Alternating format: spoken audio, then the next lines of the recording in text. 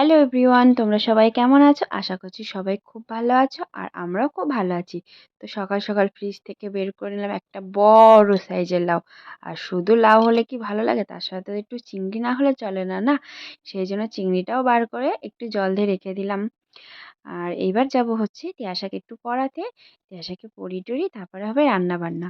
আজকে আর রান্না বান্না আমি করবো না, একটু গুছিয়ে গাছিয়ে দেবো। আজকে শাশুড়িকেই রান্না করতে বলেছি, কারণ আজকে আছে না নিরামিষের আইটেম। ও আবার চিংড়ি মাছ দেখে ভেবো না যে নিরামিষ বলছি কেন।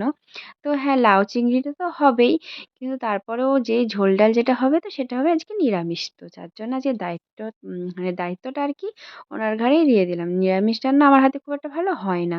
আর স্নান ধান তো কমপ্লিট, আর সকালে খাওয়াটাও তো দেখলে হয়ে গেল, যে রুটি দিয়ে পেঁপে দিয়ে তরকারি হয়েছিল একটা, তো সকালে সেটাই খেয়ে নিলাম। তিয়াশাকেও স্নান করানো হয়ে গিয়েছে।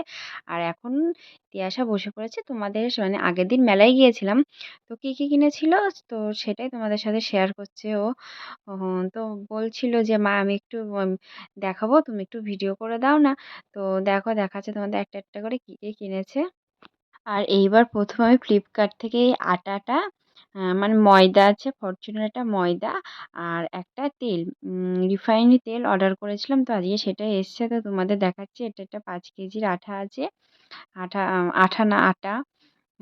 যাই হোক, আর এই যে একটা যেটা কি হেলদি অ্যান্ড টেস্টি একটা সয়াবিন অয়েল।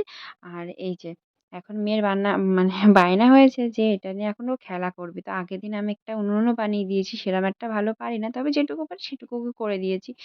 তো বলেছি যে এটাতে চা করে খেতে হয়। তো বলেছি ঠিক আছে, তাহলে এখন আমাকে চা করে দিতে হবে ওটা করে। তো সেই সব নিয়ে বসে পড়েছি। দেখো, এরপরে আবার ওর নাচের ক্লাসও আছে, একটু হুটোপাটাও করছে, এখনো দুপুরে খাওয়া দাওয়া করতে হবে। তো কিছুতেই শুনছে না, যার জন্য বসে পড়েছি এখন ওর জন্য চা বানাতে। তো ওকে চাটা বানিয়ে দিই।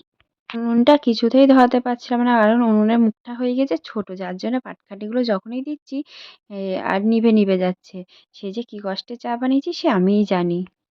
চলো আমি চা দেখি বানাতে পারি নাকি। আর আজকের ভিডিওটা এখানেই শেষ করি।